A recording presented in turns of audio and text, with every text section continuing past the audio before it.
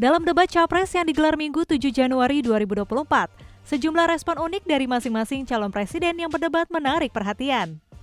Berawal dari Capres nomor urut 2, Prabowo Subianto yang mendapatkan pertanyaan seputar hubungan internasional.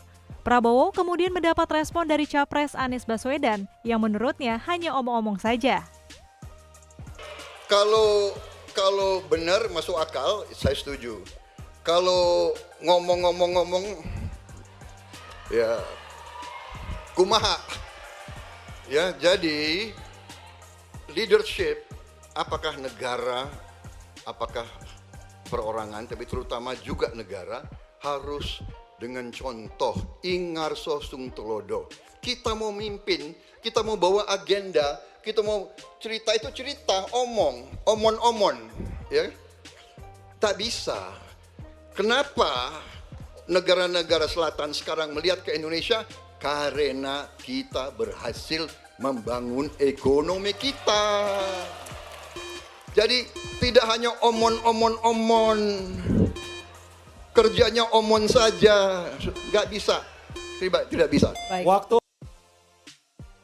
Selama masa debat pun, situasi antara Capres nomor urut 1 Anies dan Capres nomor urut 2 Prabowo cukup tegang. Beberapa jawaban Prabowo atas pertanyaan Anies pun direspon dengan mimik wajah yang cukup kecut dari Anies. Nah, saudara bicara etik, ya kan, saya tuh keberatan karena saya menilai, maaf ya, karena Anda desak saya terus terang aja saya menilai Anda tidak pantas bicara soal etik. Itu saja. Saya merasa bahwa Anda itu posturing, ya, Anda tuh menyesatkan. Itu aja, ya. Saya boleh berpendapat kan? Saya menilai Anda tidak berhak bicara soal etik karena Anda memberi contoh yang tidak baik soal etik.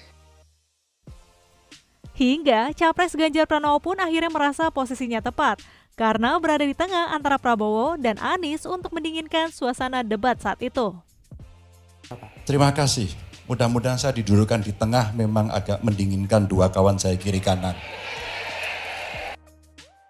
Hingga pada akhir debat berlangsung, yang cukup menjadi sorotan adalah Prabowo yang tidak menyalami Anies saat debat usai. Prabowo pun terlanjur dihampiri para petinggi partai politik lain yang mendukungnya.